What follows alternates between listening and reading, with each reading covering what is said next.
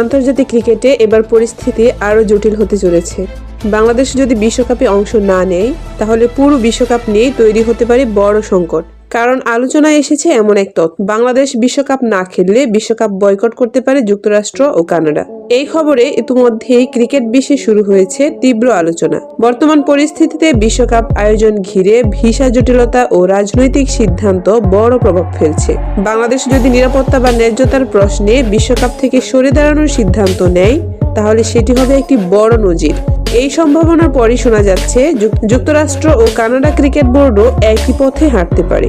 কারণ এই দুটি দেশের দাবি বিশ্বকাপ সবার জন্য সমান ও ন্যায্য হতে হবে। কোনো একটি দেশ বা দলের সঙ্গে বৈষম্য হলে তারা সেই টুর্নামেন্টে অংশ নেবে না। বিশেষ করে সাম্প্রতিক সময়ে অ্যাসোসিয়েট দেশগুলোর ক্রিকেটারদের ভিসা না পাওয়া এবং নির্দিষ্ট অবস্থান বা ডকুমেন্টারি সংযোগের কারণে খেলোয়াড় বাদ পড়ার আশঙ্কা, এই বিষয়গুলো যুক্তরাষ্ট্র ও কানাডাকে উদ্বিগ্ন করে তুলেছে। বাংলাদেশ যদি বলে এই পরিস্থিতিতে বিশ্বকাপ খেলা সম্ভব নয়, তাহলে যুক্তরাষ্ট্র ও কানাডা মনে করছে এটি শুধু বাংলাদেশের সমস্যা নয়, বরং পুরো ক্রিকেট বিশ্বের জন্য একটি বিপজ্জনক দৃষ্টান্ত। ফলে তারা বিশ্বকাপ বয়কটের বিষয়টি গুরুত্বের সঙ্গে বিবেচনা করতে পারে।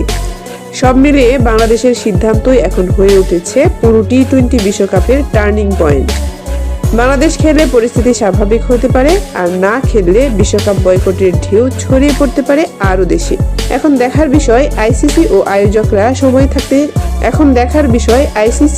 আয়োজকরা সময় থাকতে কি সিদ্ধান্ত নেয়।